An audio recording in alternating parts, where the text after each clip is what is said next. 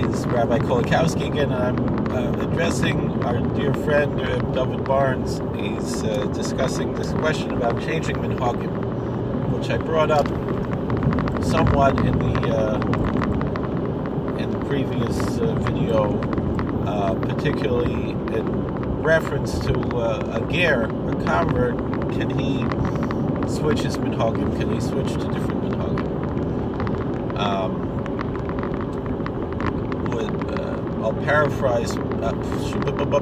I'll paraphrase what David said, as it basically his understanding was that you are allowed to switch. For example, if you converted as modern Orthodox and you want to accept more chumrus and be ultra Orthodox, there's nothing wrong with that. But that one is not allowed to switch the nusach. Excuse me. Nusach hatfila.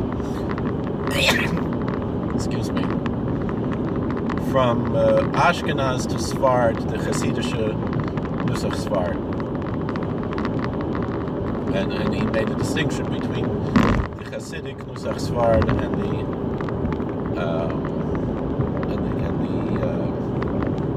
the Sephardic, Spanish, or in some cases Middle Eastern, which is actually more common now, Nuschos. In order to answer this, I think we have to make a distinction between the Ikar Hadin, the basic actual, I would say lowest common denominator, halacha, the actual law, and the opinions of various Gedolei HaPoskim and other Gedolim, great rabbis that we look up to, whether they're rabbis who are decisors of Jewish law or other great rabbis from other areas.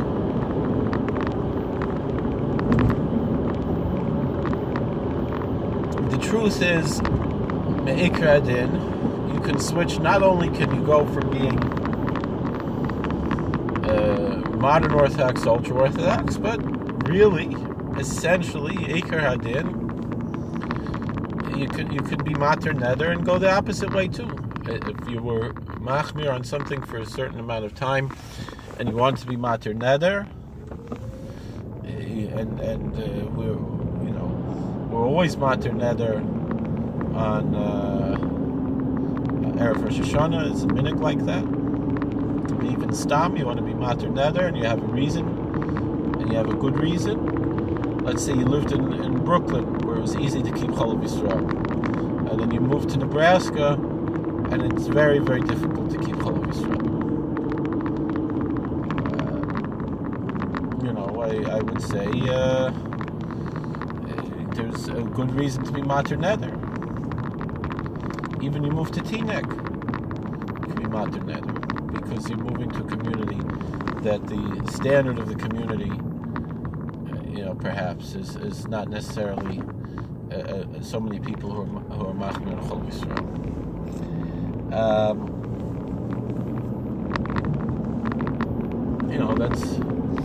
That's one thing.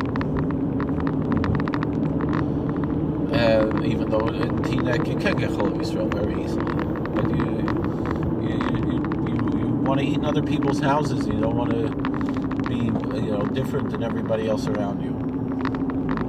Then you go, you speak to a Rav there, who's your Rav, or whoever your Rav is, wherever it is, and you discuss the positive and negative aspects of this question. Can I go backwards? I've been machmir on Chol Yisrael, maybe all my life, or maybe most of my life, or maybe for many years, and now I moved to a community where it's not as easy, and I want to change. And me personally, the way I dress and everything, it would be silly if I did that. So I wouldn't do it. Even I lived in Richmond, Virginia, I kept Chol Yisrael. But and so I didn't eat in other people's houses too much. Shabbos is a different story. Eating fleishiks, But that's how it was. Or I'd go to someone's house, so I know they kept Chol Yisrael. And I remember there were homes where the wife kept Chol Yisrael and the husband didn't, and there's such a thing, and it's nicht gefährlich. Don't worry yourself so much about these things. There's definitely what to rely on. It's not just for Moshe. There are many poskim, and even Mashma, the Pashtus of the Rambam, that Moshe is correct, that what we call Chol of Stam in America really has a din of Chol of Yisrael. In Chassidim we're Machmir, but for a while I thought you learn the sugya inside, and you see there are different views. Hamachmir Tavei Olav Bracha. Someone is strict, he should be blessed, and there's certainly much more to say that one should be Machmir on Chol of Yisrael more than being Machmir on Pas Yisrael, except when it comes to Seres Tshuva, Shabbos and Yontiv, whatever it is. And even from the modern Orthodox poskim, I know Rabbi Herschel Schechter, he said that on Shabbos and Yontiv you should only eat Pas Yisrael. That means you don't eat regular pretzels.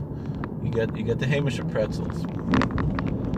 And most people are eating challah, that's Pas Yisrael.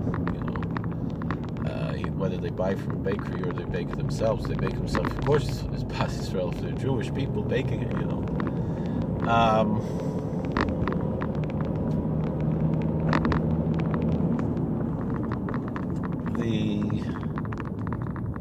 But you could really Ikr, then you could go both ways. It's no problem. But you have to have a good reason to do it. It can't be just because you feel like it. But if it means someone they're going to give up the whole Yiddishkeit because they really miss eating Chex Mix with the OUD or Hershey bars. I really like that Chex Mix with the OUD, but I don't eat it. But I remember years ago when I used to eat it, that was a geschmack, I probably wouldn't have the same time for it now, When I was a kid, even when I was young, I kept kosher the Chex Mix.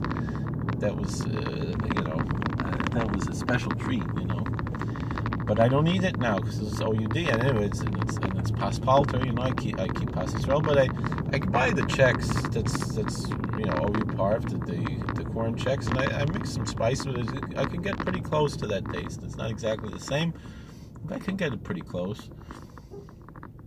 It's not even the mix; it's the spices that they put in there. That was the thing, I could do without the pretzels and the other things in there, the chips and things. I think there were some nuts in there too. I don't remember. So anyway,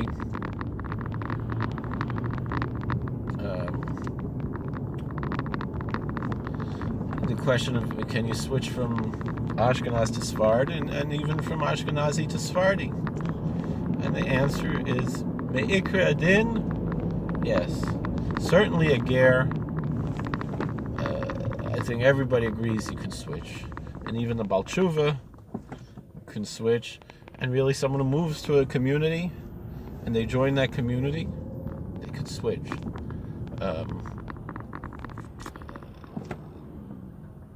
But the thing is generally what most of the poskim suggest is not to, meaning their father had a certain minhag, they should follow their father's minhag.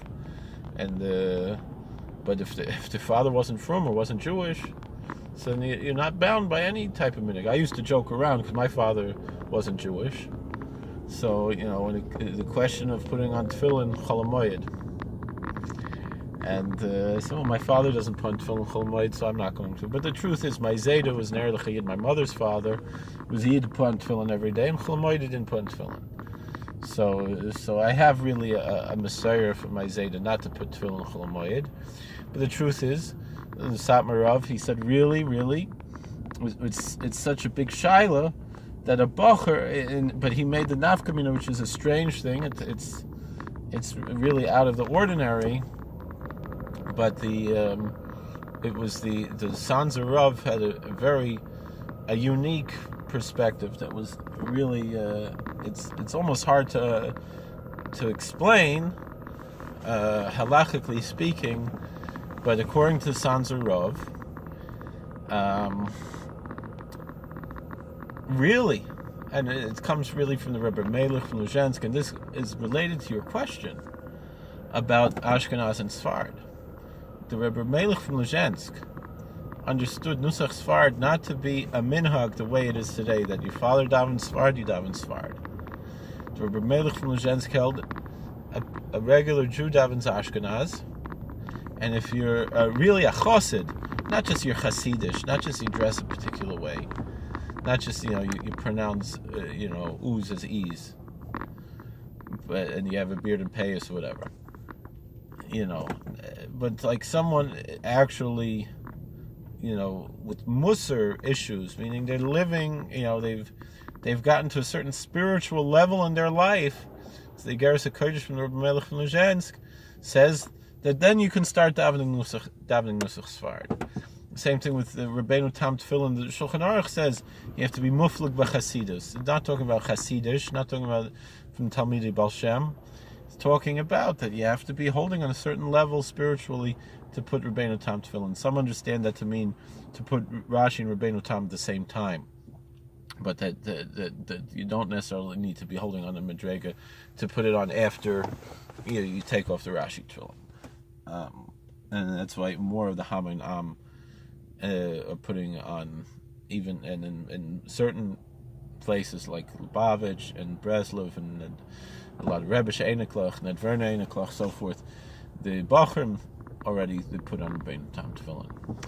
Whereas most of the Chassidish Welt, it's only after you're married, and not even everybody after they're married, holding on a certain level, and then after you're married, but certainly not before you're married. So the Satmar Rav explained that really, in a certain sense, it's the same type of thing, that really, in the old days, it was like this. The Bachrim, before you're married, you davened Ashkenaz.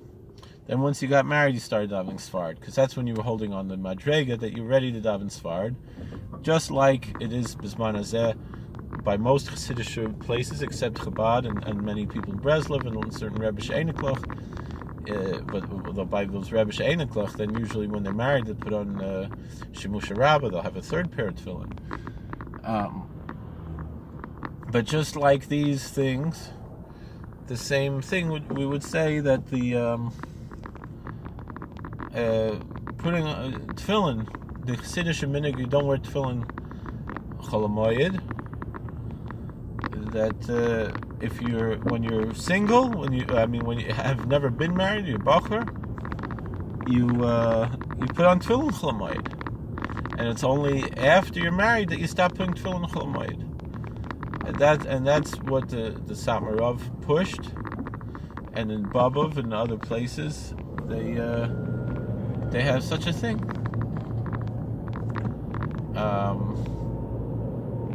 But most of the world, it's either you do one or the other. So you don't have this like you switch. But essentially, it should be like this, according to understanding the Satmar Rav. And so the same thing, Nusach Sfard. You start, you daven Ashkenaz until you get married. Then when you get married, you can start davening Sfard.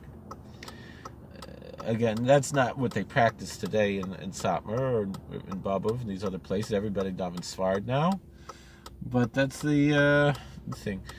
So it's the same thing. If you've been but if you have been davening Ashkenaz for a while, and then you join a Hasidic community, and you want to switch to davening Sfard, there's nothing wrong with that. Certainly not according to the Hasidim. And we saw there was whole communities like that. The Wiener community in Williamsburg, they were davening Ashkenaz for a long time, and I think still the Wiener Shul in Monsey is still davening Ashkenaz, and I think the Wiener Shul in Flatbush maybe also. But in Williamsburg, they switched to Sfard, and So you see a whole kahila, they switch from Ashkenaz to Sfard.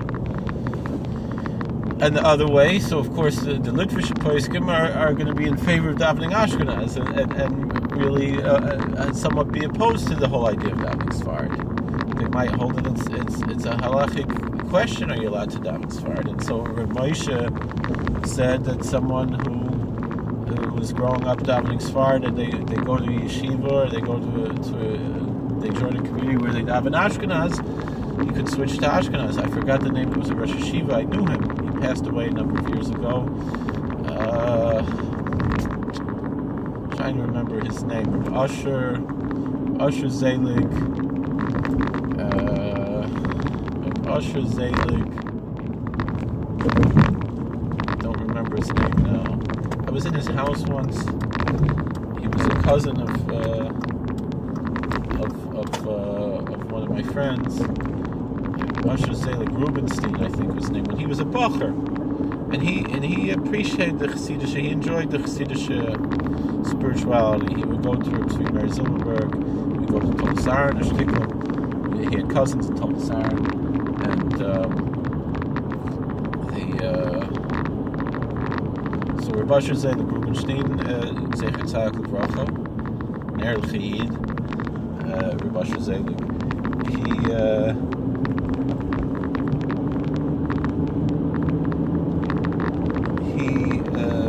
He said that a shaila to Rav Moshe, the tshuva was that all the people who were Hasidish, their ancestors davened Ashkenaz. So there's nothing wrong to go back to the original to Ashkenaz, and it's more and it seems like he also said it's proper to do so. And I remember Rav who I grew up with, and he learned in Chavetz Chaim, but his father davened Sfard, and he davened the Shtibel, and he switched over to Ashkenaz, and he became a real Litvak, a shtikla misnagin, even though his father was more on the Chassidish side. And, so these types of things. But does it really matter? No. And I know people who switch to being Sephardi. I mean, I have a cousin, really his former wife passed away, was my cousin, was my mother's first cousin. But this he was a Lubavitcher Chassid, a Baal Tshuva, and he had a Chavrusa, a Sephardi. And he asked the Lubavitcher Rebbe told him,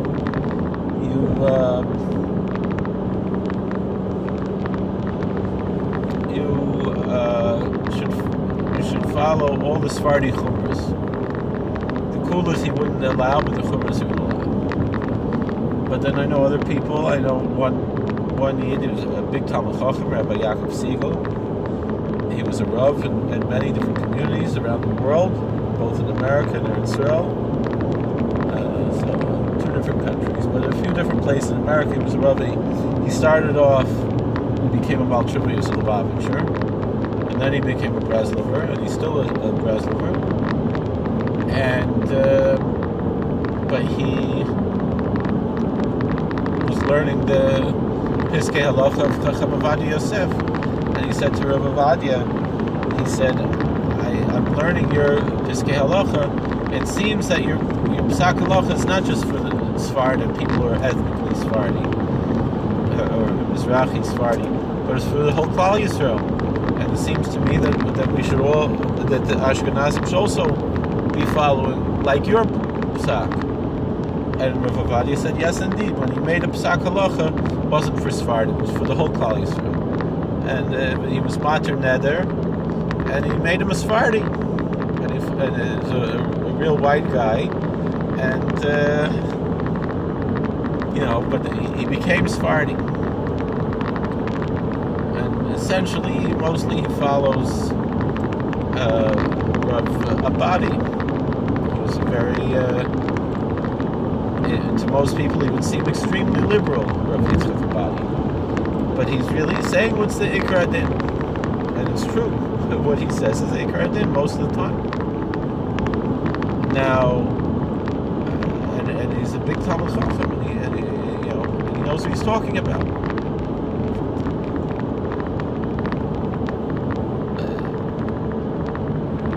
and he describes, that first Pesach, after, being from already for 15, 20 years, and he was a Rav and everything, and he was a Hasidic Yid and everything, Baal Tshuva, how he turned to being a Sephardi, and he's like, are we really going to do this? We're really going to eat rice and beans on Pesach? And they did it, and he pushes it very much. Elu ve'elu is my answer, and I know even Rabbi Siegel would say Elu ve'elu, and Samarov said the same thing. Elu ve'elu only is talking about Chazal. It's not talking about today's posting. But still, in the colloquial sense, we'll say Elu ve'elu. No, Elu ve'elu.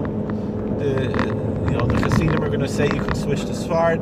The Ashkenazim are going to say you can switch to Ashkenaz, and you should switch to Ashkenaz. Sfardim are going to say you can switch to Sfardi, and you should, maybe. One of Rav Avadia's sons now, he said that Baal Tshuva for sure can become Sfardi, and same thing in Ger. Meaning Sfardi, I'm not talking about Nusach Sfard, just Nusach, I'm talking about Sfardi.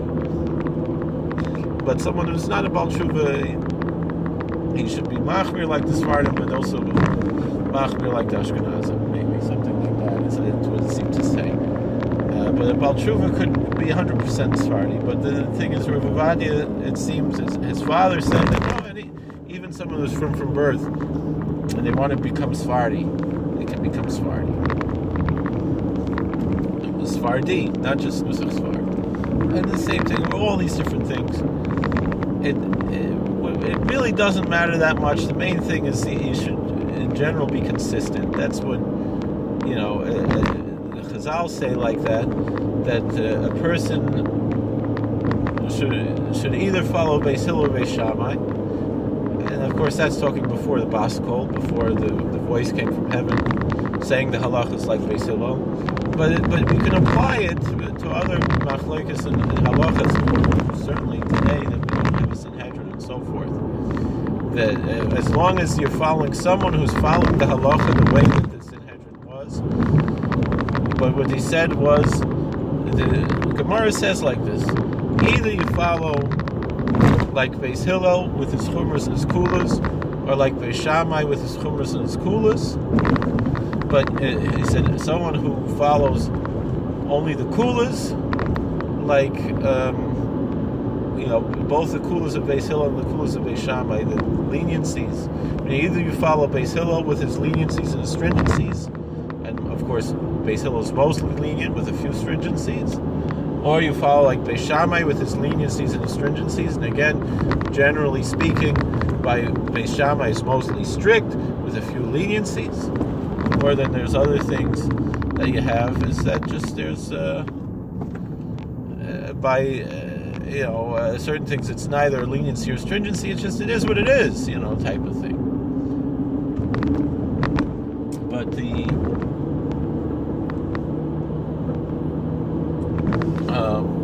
But you can't follow both the leniencies of Beis Hillel and the leniencies of Beis Shammai. He said that's called a rasha. He doesn't say you can't do it. He says he's called wicked. So I guess that would mean you can't do it. But when the Chazal is saying like this, when the Talmud is saying, the Gemara is saying this, is it saying it in the sense, in a colloquial sense, or in an actual halachic sense? It's hard to say. But certainly al derech musar, you can't just be shopping around for every kula. You should be consistent. And the thing is, he said that when someone wants to be machmir like both, they want to be strict like both Beis Hillel and Beis Shammai, then it says that the fool walks around in darkness. That's a foolish thing to do. Not necessarily wicked. And Chazal say elsewhere, it's better to be a fool all your life than to be wicked one moment. But it's foolish just to be machmir for the sake of being machmir. I mean, you pick one and you follow it. And so, which would seem to go against what my cousin said that the Lubavitcher Rebbe told him. He said that all the Sephardi chumras you should keep, but you can't keep the Sephardi kulas. No, it's according to Chazal, it would seem you follow the chumras and the kulas of one, or the chumras and the kulas of the other. The thing is when you want to be honest, I mean, even though I'm Ashkenazi and I follow the Ashkenazi halacha, both the Chumras and the Gulas generally. The truth is, to really be honest, the Sfardim are right. I really agree with what Rabbi Siegel says from Rabbi Yosef in my heart, but just I can't bring myself in action to do it. But the truth is in general, the Sfardim are not everything, and not everything the Sfardi says is al derech Sfardim. There are a lot of things that the Sfardim do that is al derech Ashkenazim. But that's what Rabbi Siegel explains. That so when we're talking about these issues with, and then the question is, are we talking about halachic issues, or are we talking about things that are really nonsense? And the thing is, even the nonsense things I keep. But meaning when you're talking about kidneys, we're talking about on Pesach, especially the Chumras of Pesach. And the interesting thing that Rabbi Siegel says is that among all the Ashkenazim, he says he tells his children, if you can't find a Sephardi dayan, a Sephardi posek to ask a shaila to, ask a Hungarian dayan, because their approach to halacha, our inzer, I'm a Hungarian, both in my ethnicity and in my ideology. He said that the Hungarians, from all the Ashkenazim, the ones that are closest to the Sephardim are the Hungarians. Meaning by the Hungarians, it's less about politics and more about what's the halacha mean. Meaning what? The Hungarians, they're all, the verbrennter anti-Zionists, right?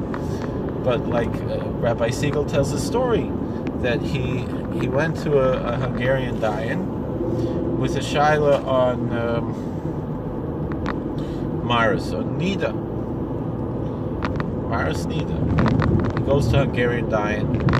Hungarian dayan asks him, who are you to paskin this? He said, well, I learned this from this one and that one.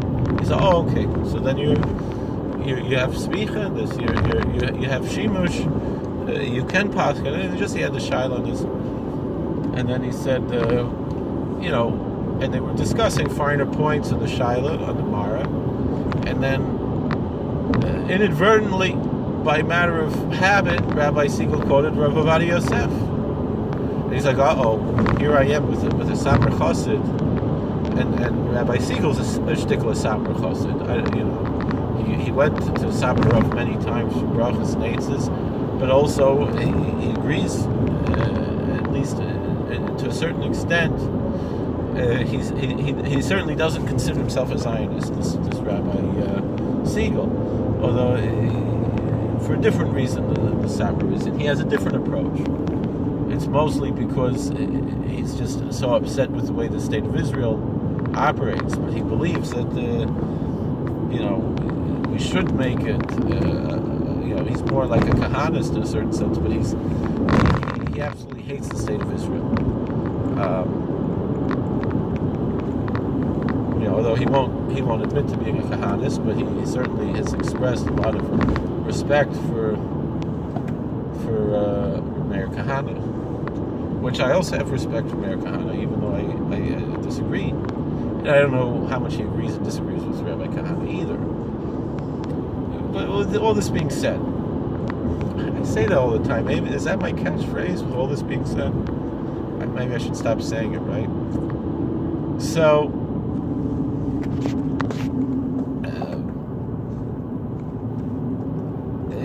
the point I'm telling the story is, here he is with a dayan who's like a Satmar gestimmt person, and he mentions Rav Ovadia Yosef. He's like, now this guy's going to kick me out. He's going to yell at me. He's he's an extreme Haredi, and he's going to spit at me. You're quoting to me a Zionist rabbi, someone who was the chief rabbi for the Tzionim, for the Medina. What do you get out of here? That's not what happened, because that's not how the Satmar Chassidim are. Not even the Torah Karta like that, And not only that, but the truth is, in most of the literature world, we're not talking about YU, where they actually, learn. It didn't used to be like that. Nowadays, by Rav Hershel Schachter, and even though I disagree strongly with Rav Hershel Schachter's Zionism, and he's a very extreme Zionist, but they really learn. And I'm not saying everybody in YU is learning, but the people learning the kollel, the people learning, the thing is now they learn a little bit too much. they become too big Talmidei Chachamim. Used to be they were Amaratzim, and then a few Talmidei Chachamim came out of there, and now it's like in this generation they're a little bit too big for their britches, but and I am too, but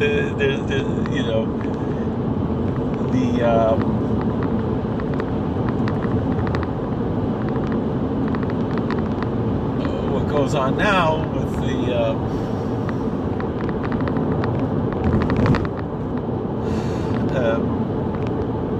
is they're learning, but the point is like in the regular Litvish yeshiva, like with Chavetz Chaim, whatever, they're usually not going to learn from Rav Ovadia. But by in YU they will, But the thing is, here is a Satmar Dayan. I don't know if he's Satmar. He could have been, a Satmar gestimmt. It could have been Nitro or something else, whatever it is. But his stomach was Nitro Kasha or something like that. But he said I had that in mind too. He knew it. He learns Rav Ovadia.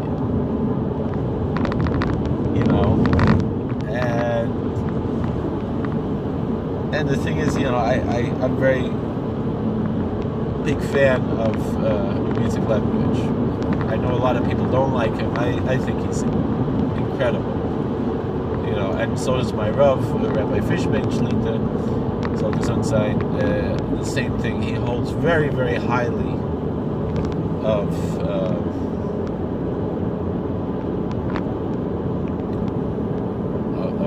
Rabbi Yitzhak Lebovich. And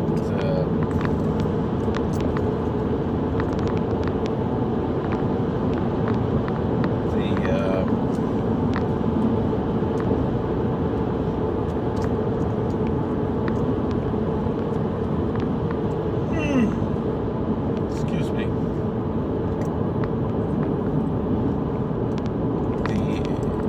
Rabbi Yitzhak Lebovich, he learns everything. I wouldn't be surprised he learned also from Rav Kook, but he learns a lot from Rav Shamshon Raphael Hirsch. I see, he's a big chassid of Rav Shamshon Raphael Hirsch. You wouldn't expect that. It's Sabar chassid. He has in Hebrew from Rav Shamshon Raphael Hirsch. I don't know how well his English is that he can read the English translations that they have. So, but what's the nafkamina?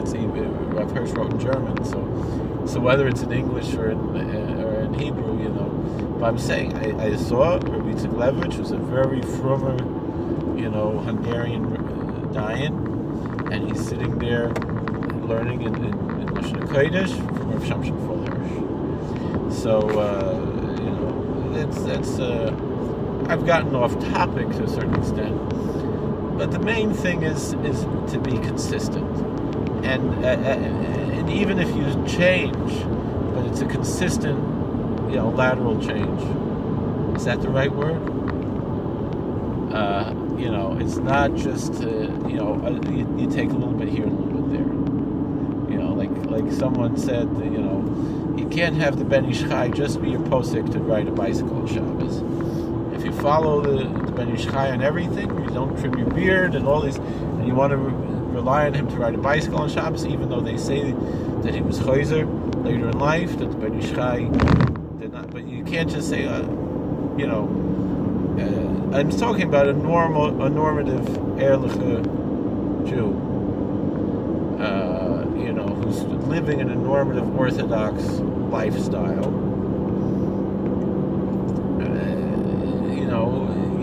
You have to pick,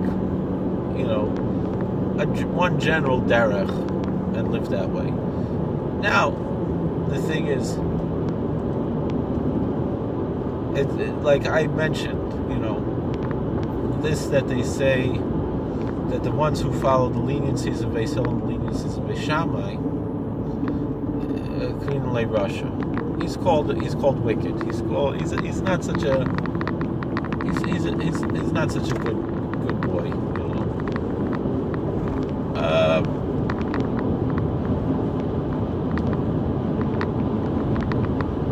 Does it mean he's actually committing a sin?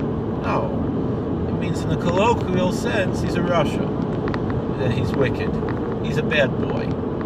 But is he gonna burn in hell for that? No, but he's missing out on something major. He's missing the point there. He's there's a problem there in doing that. But is it essentially prohibited? Not really. It's not essentially prohibited. If someone really, they're very weak in their Yiddishkeit. And the thing is, that's why it's important to have a Rav who knows you personally, knows where you're holding in life, and can tell you, maybe at this time in your life, you're having a hard time, you want to be able to ride a bicycle on Shabbos. All right, well, for Allah zich of Ben Ishchai, but the Mishnah says already, when it's talking to Das Yochid, we only learn the opinion of a Das Yochid really in order to say, well, that's this one's opinion, but we don't paskin like that. But again, the question is, who is we? It's a bicycle didn't exist in the time of Chazal. The same thing you could theoretically say for a car or whatever. When you're talking about someone who's very weak in their Yiddishkeit,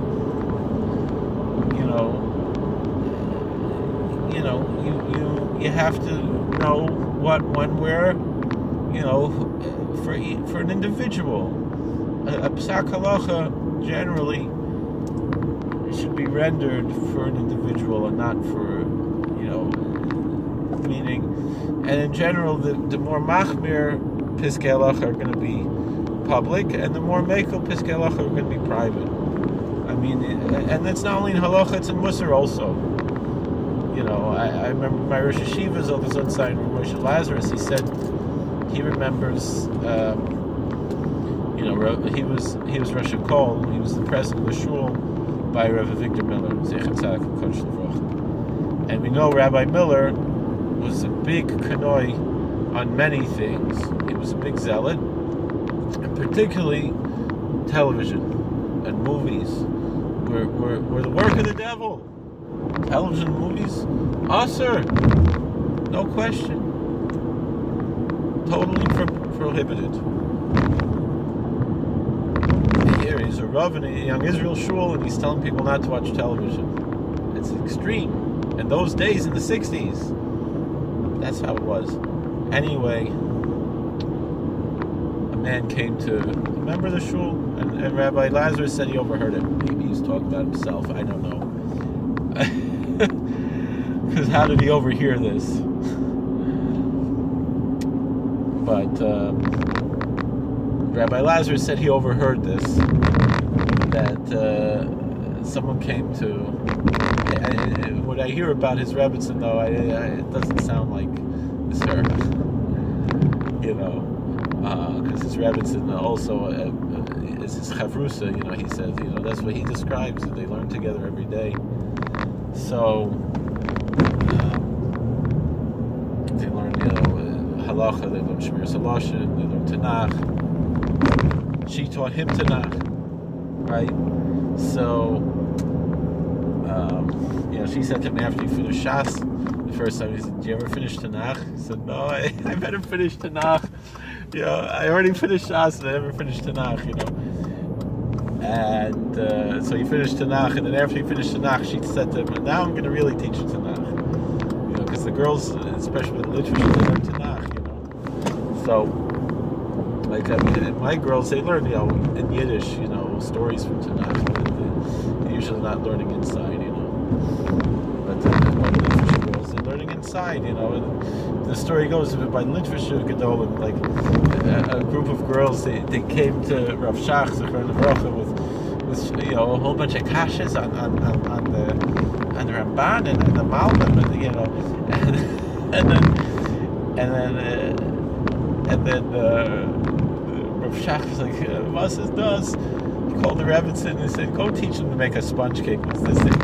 These girls come and hocking me about a Ramban and a Malbim and the Mitsudas. And the Mitsudos. So, it's interesting how, like in the literature world, the girls, they learn to pronounce an O and the boys learn an Oi. But, so,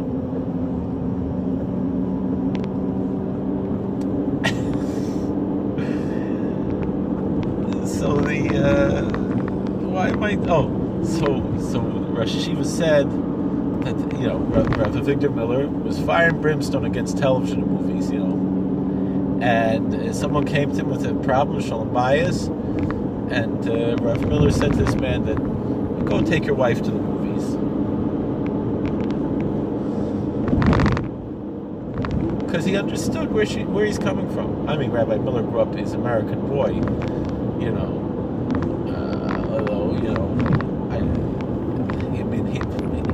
he'd be from the silent movie era, if he was when he was a little kid, but where he was from Baltimore, I think, as a small child. He was a Rav in Massachusetts, but Chelsea, Massachusetts, he was a Rav in the shul. So, it is what it is. But, meaning the point is if you have a Rav who really knows you or knows where you're coming from and knows your situation, the same thing, I know someone, they were saying, a ger, saying that we're having a problem with keeping kashrus. It was a big, it was Lubavitcher Rav said to this person, this is a siman that you have Yiddish neshama, because you have a Yiddish Yetzer Hara. That shows you had a real conversion. So first he said, give chizik. And then the second part was, if you're really struggling with kashrus, you give into the Yetzer Hara a little bit. So you go to Dunkin' Donuts and you have something that's kosher and chalav stam. And that's instead of eating at the Taco Bell or Wendy's, you eat at you go eat at Dunkin' Donuts because it's kosher, and that'll give a little bit to the Yetzer Hara. You give in a little bit, and then it leaves you alone, and you're good. Shalom al Yisrael. And then in a few years you'll build yourself up, and you'll keep Chalav Yisrael. And then the kach hava, So don't beat yourself up. That's how it was. You say kach hava. That's how it was. It's Aramaic, and now this person's keeping Chalav Yisrael. So the same thing. You can't give up watching movies, and maybe for a few years you did, and now you can't help yourself. It's not the end of the world, and it's good. It'll keep you humble. It's it's not. It's good. It'll keep you humble. That you're not perfect.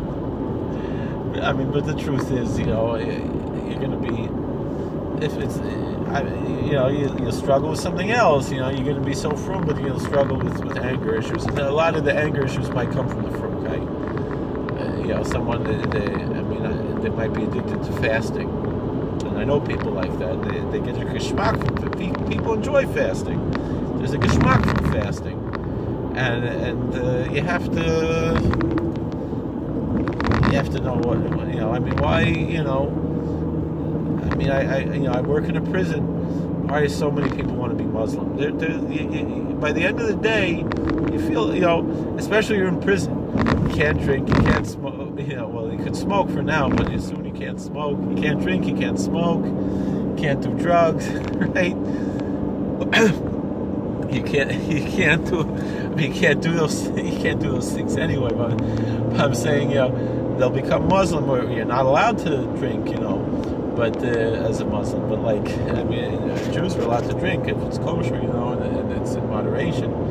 But I'm saying, but you get a little bit of a high from fasting, there's a geschmack there, and you get a little buzz from it. You enjoy a geschmack of fast. But it's not.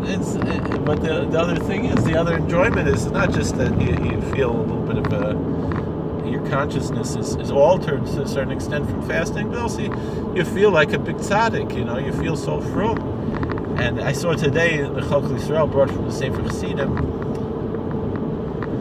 You shouldn't be machzik tov la'atzmecha. You shouldn't feel, oh, look what a big tzaddik I am. Look at this mitzvahs I did. Instead, you should be so thankful to God that you got to do mitzvahs.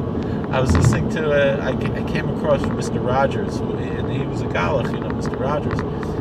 But he had a song that he wrote, "Good Night, God." And he says, "Good night, God, and thank you for everything. Thank you for watching over us while we're working, when I play. Thank you for our family and for each and every friend.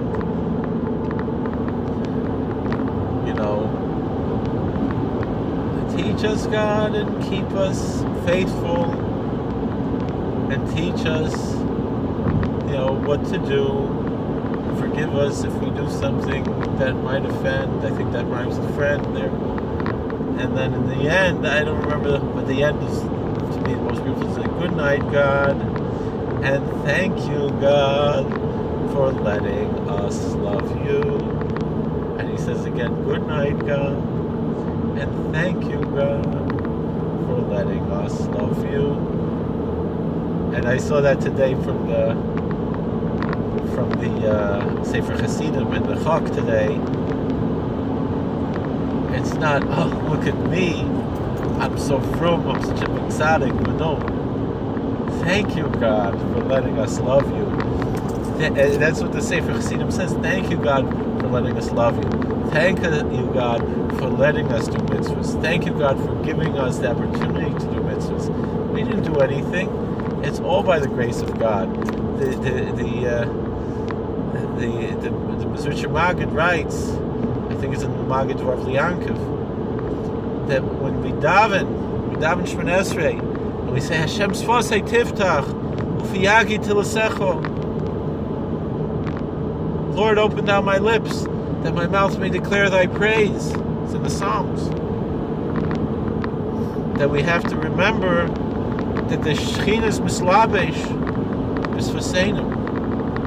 That the divine presence is being clothed in our lips, in our words, every word of prayer that we recite. That we are having an indwelling of the divine presence of God when we pray, when we do mitzvahs. God is working through us. God is living in us. That's what the Mishra Maggid said. Every mitzvah we do, we're allowing the presence of God to be present within our lives. And God is allowing us to do that, meaning that's what it means, L'shem Yichud Kosher B'richu Shchinte. That Kosher B'richu, the Or Ein Sof, which is above Kosher B'richu, is omnipresent, it's always there. Shechina is essentially a creation of God. The presence of God is something essentially that God created. It's not the essence of God, the Or Ein Sof. It's essentially something that God created. And but it's part of God. And that it's a part of God that God created. Meaning it's God's presence in this world. So when He created this world, He's there. And so we unify Kosher B'richu, that's always there and is everywhere, with Shechinte. The Shechina is not everywhere. We bring the Shechina in when we do mitzvah. And we unify that aspect of the hidden and the revealed, of the Zachar and the Keva, the masculine and the feminine. We bring these together and show that they're really all one. There's really no difference. And that's what we're accomplishing when we do a mitzvah. Whether we're learning Torah, whether we're davening, putting on tefillin, whatever we're doing doing chesed, we're giving tzedakah. God is being enclosed in our life. And we can give that, and we should be just so thankful for that. Thank you, God, for letting us love you. And it's an incredible thing when you think about what does it mean to be a human being, to have consciousness, to have awareness, to know. Do the other spirits that exist in the world, the animal spirits and the plant spirits and the inanimate spirits that exist, that God created, they don't have the level of awareness that we have. They have awareness of other things. It's different. It's in a different way, a different interface. But all these things that God created, we experience at different levels. But it's a gift that God gave us as human beings, that He lets us love Him. I don't know I guess, in their own way, He lets all the animals love Him because, we have the Perk Shira, right? It's a liturgy that we have of the song of creation, that each animal and plant and inanimate objects, both on earth and in the sky and so forth, they're all singing to God, and most of them are quoting a Bible verse in their song to God. Now, it doesn't mean that physically the frog and the dog and the lizard and the bird and the rooster and the fly and all of them, that they're literally moving their lips the way we do. But their spirits are singing the song to God. And so God lets them love Him also. But the special relationship that God has with human beings, that's a unique relationship. That the way that God lets us as human beings love Him is unique. And so we could say, good night, God, and thank you, God, for letting us love you. Meaning God imbued that power into us, that He lets us love Him. And we have to be thankful for that. It's a beautiful lesson that Mr. Rogers taught in that song. And the same thing, we have to pray. All the things that are in that song were in today's Chok Yisrael, in the Sefer Hasidim, that we have to daven and pray and ask God, like we mentioned yesterday about Reb Pinchas Koritzer. He said, Rebbeinu Shalom, Nechenu b'derech ha'emes, Master of the Universe, guide me in the path of truth. We have to daven and ask God, please don't let us sin. Please, keep us faithful. Teach us what to do. And thank God, God gave us a Torah. Baruch Hashem, Bachar Banu Mikol Amim, Nasan Lanu Es Torasa. Baruch Noisen HaTorah, we say every day. Baruch Hashem Kitshanim Mitzvayim Tivanu. Lasik B'Dvei Sarah V'Harevna. It's Divrei Sarascha B'Finum V'Yisam Ch'Beis Yisrael B'Yanachnu. Tzadseinu and Tzadze Kol Am Ch'Beis Yisrael Kulanu Yer Nishmach V'Lein B'Yisar Sechel Shma. That's how we have to be. And when we are engaged like that,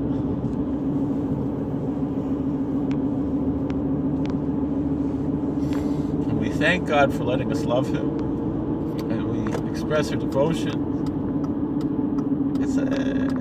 and our gratitude, and we love God, and we're aware of God, we love God, and we fear God. And we are thankful that He gives us that opportunity and that ability. And when our consciousness is attuned to that truth, then we're taken into a different realm of existence. And that's the power that Torah grants us. That we can be moved to a different realm of existence. And so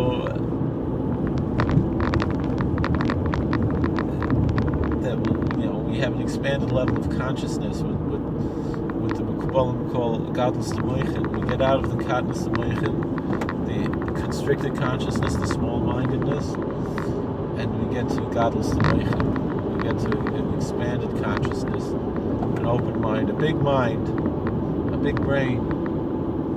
that we recognize that really there's a big brain. The whole universe is one brain. It's God's brain. It's intelligence in everything. It's not just random. It's deeply and intensely real and intelligent and incredible. And then we can say good night, God, and thank you, God, for letting us love you. It's a phenomenal thing.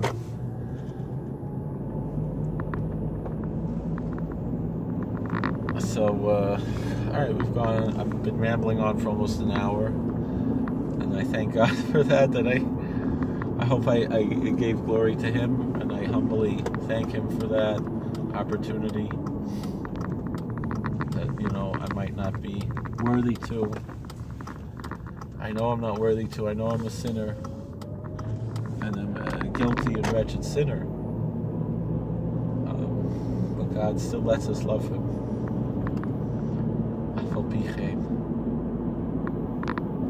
So,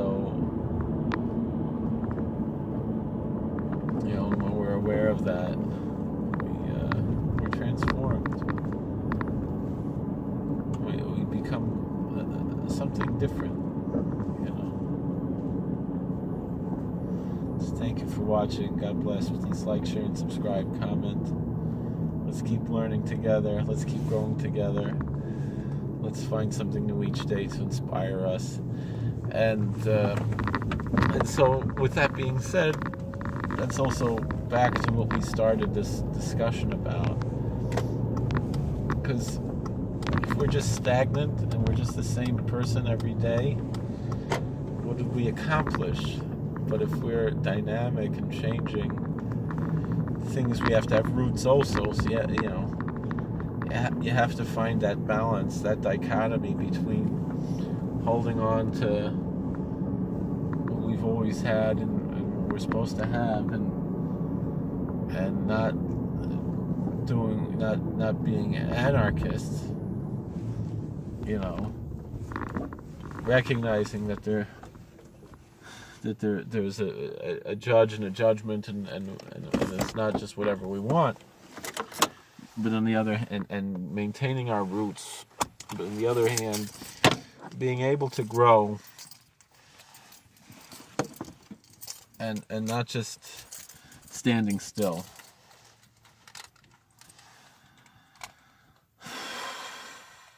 And sometimes that's manifested in different ways.